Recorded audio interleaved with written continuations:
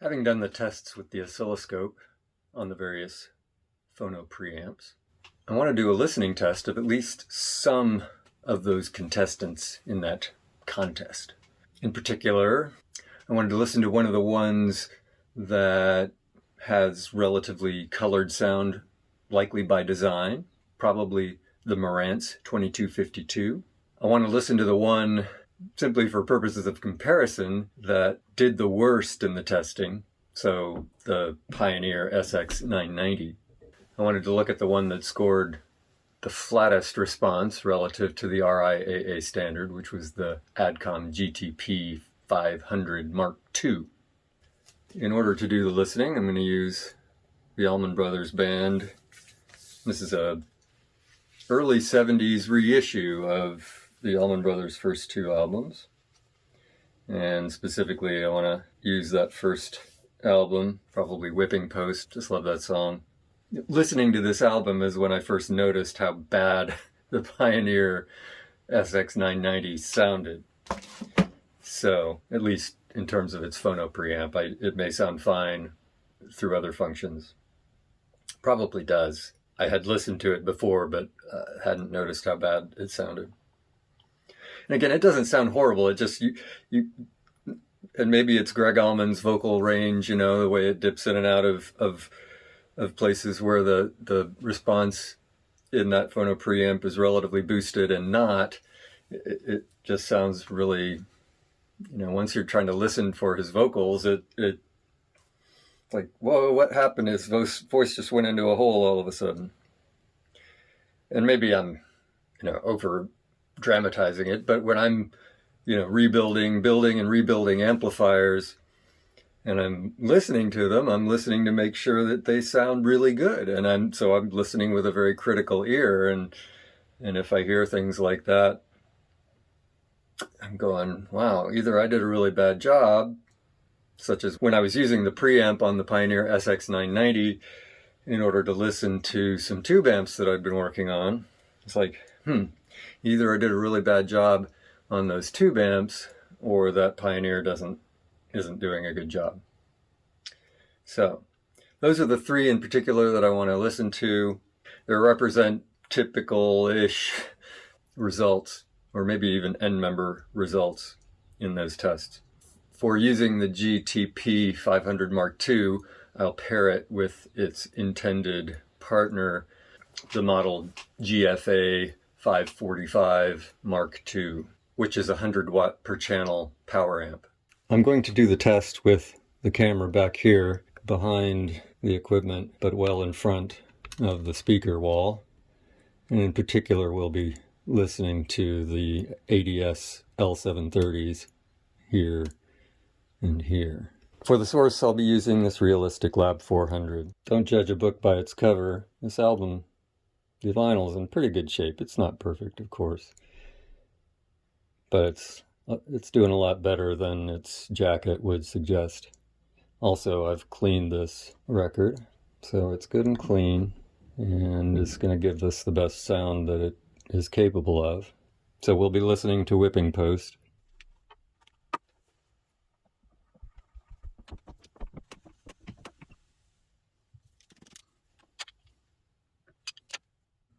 The Marantz 2252.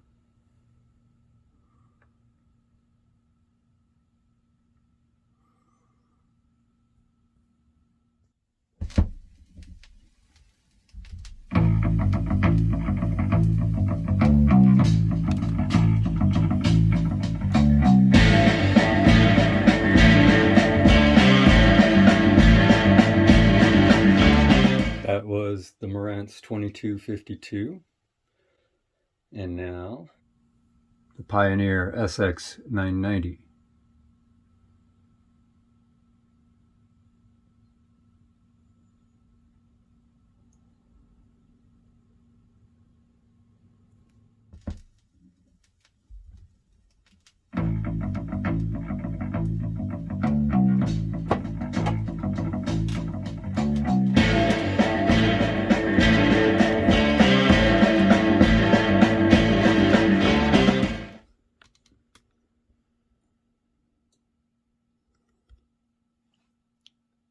That was the Pioneer SX990. Now for the ADCOM.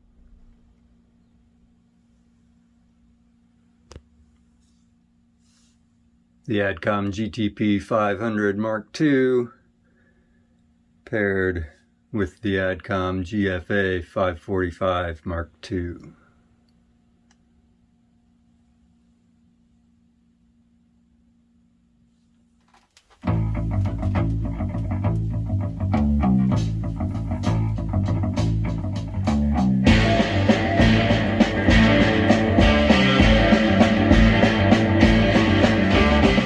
That was the ADCOM. This is the NAD 701. This was my second ever receiver. I bought this when I was in graduate school at Q Audio in Cambridge, Mass. And it was recommended to me by the proprietor of that establishment. NAD has a reputation for punching above its weight class, performing above its price point. This receiver has 25 watts per channel. Not terribly powerful. It measured really well on the phono preamp testing, so I thought it would be interesting to try it out in the listening test alongside the Marantz and the Pioneer and the ADCOM. Its hardware on the back is kind of similar to the ADCOM. It has one set of nice 5-way binding posts. The second set is the usual sort of cheap clips, but most people don't use 2 sets of speakers anyway. It's got preamp outs, main ins. Even if the main amplifier isn't up to snuff, it can serve as a preamp, and of course as a tuner.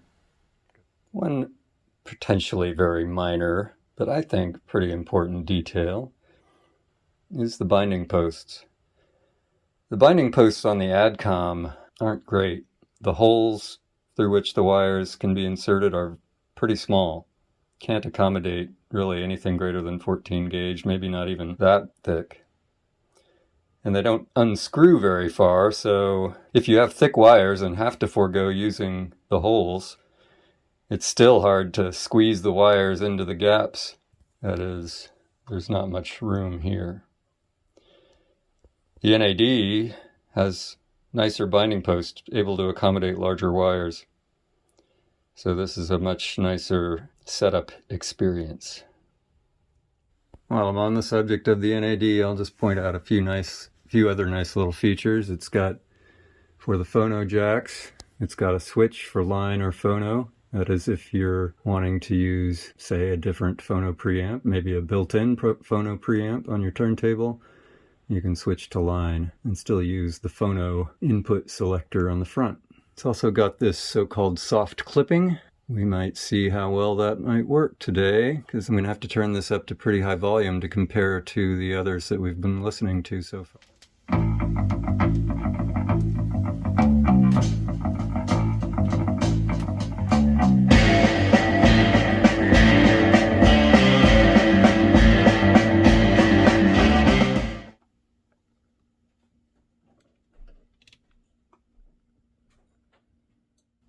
So again, that was the NAD 701.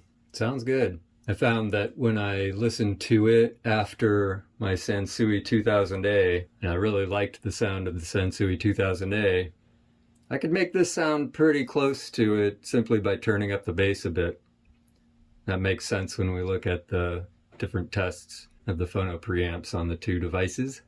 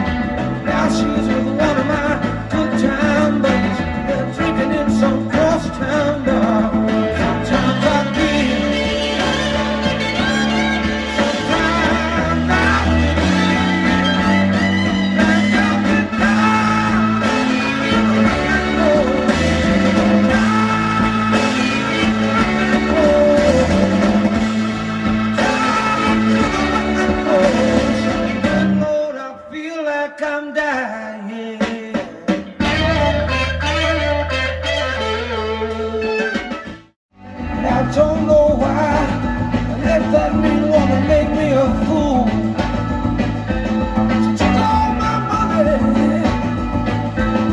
went to my new car. Now she's with one of my good time buddies. They're drinking in some cross-town bar. Sometimes I feel, sometimes I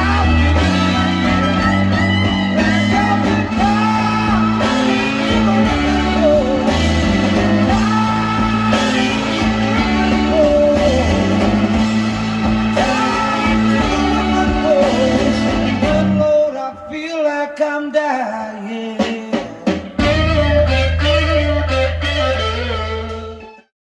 I don't know why I let that mean woman make me a fool. She took all my money, wrecked my new car. Now she's with one of my good time buddies. They're drinking in some cross-town bar. Sometimes I feel,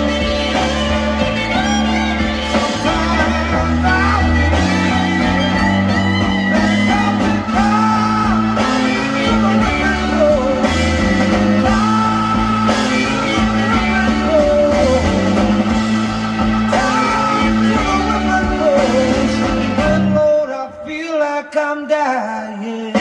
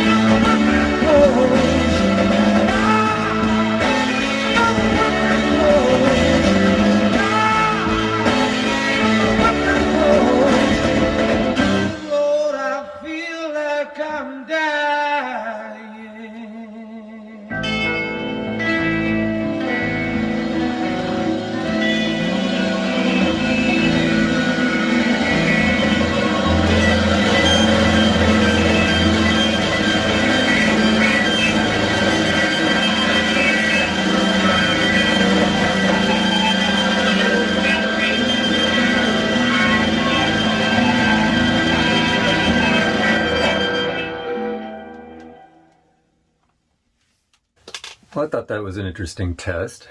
What are my thoughts? I was impressed with the NAD. They say familiarity breeds contempt. I suppose that was my first receiver restoration. It was my second receiver. In high school, I got a JVC receiver, and at some point it stopped working and I abandoned it. That would have been, I think, 92 or 93. And I bought the NAD, and I always liked it just fine. When I got the Sansui and got it working well, the NAD kind of lost its luster. It's hard to beat that warm Sansui sound. Now, in this particular contest, we had the NAD and the Marantz, that Pioneer. That Pioneer just sounds sad. It seemed to have a lot of distortion, but that Pioneer SX990 is 28 watts per channel. The NAD 701 is 25 watts per channel. At the listening levels that I was using today, if the Pioneer SX990 was going to have a problem with reproducing sound at that volume, say due to clipping, then we would also expect the NAD to have that same problem. Now the NAD does have that soft clipping feature, so perhaps it was running up against its voltage supply rails as well as the Pioneer, but the distortion that results from running up against those rails was masked or defeated by the soft clipping feature on the NAD. We could do the test again without the soft clipping feature, but I don't think I need to. I know now that in testing the phono preamp on the NAD, it looks really good in the test. It sounds really good to the ear. The Marantz sounded great.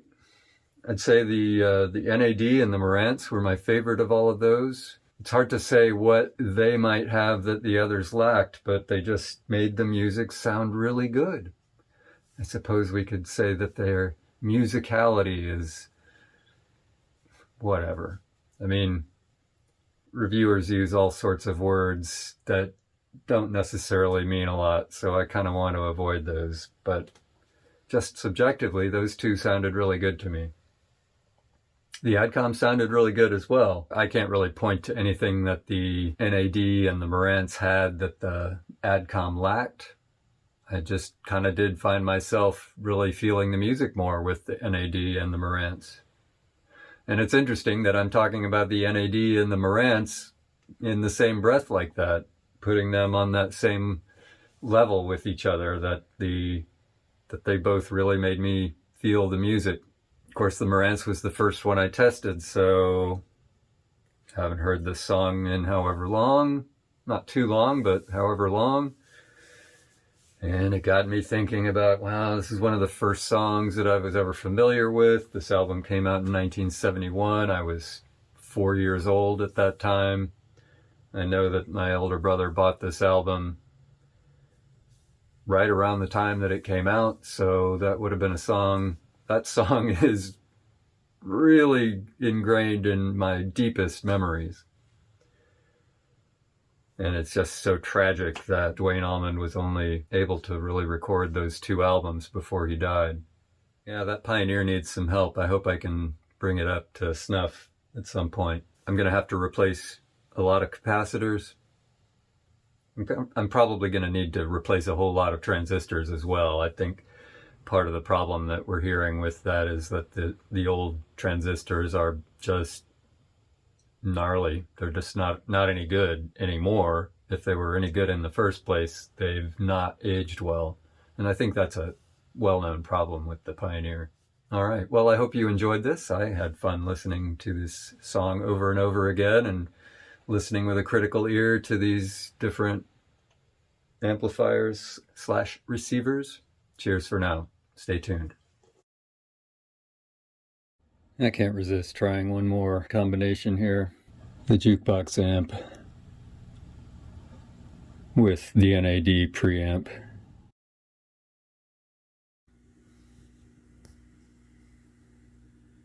Sansui preamp and BGSE1 tube amp as the power amp. Let's check it out.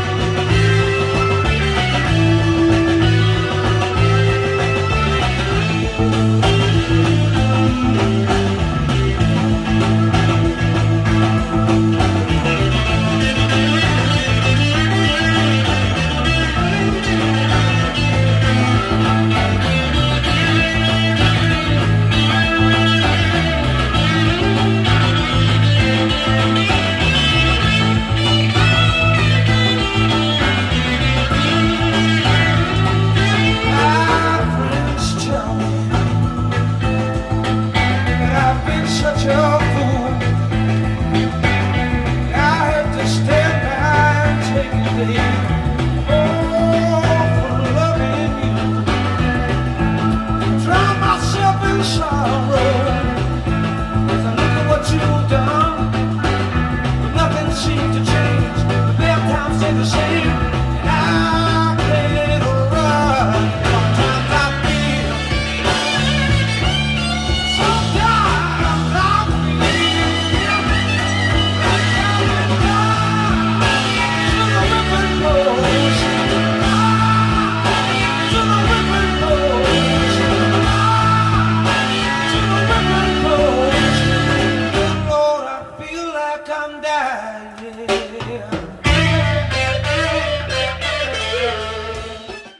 My friends tell me that I've been such a fool. I had to stand by and take a lead. Oh, for loving you. Drown myself in sorrow as I look at what you've done. But nothing seems to change. The bad times stay the same. And I can't run. Sometimes I feel. Sometimes I feel like I'm gone to the river goes. To the river goes. To the river goes. Good Lord, I feel like I'm dying.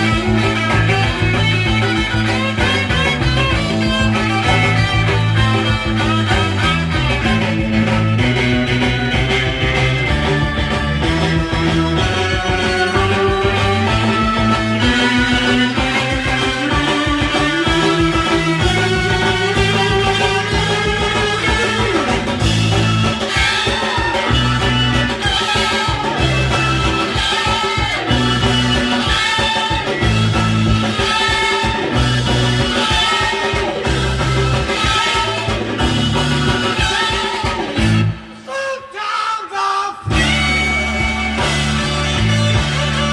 Sometimes I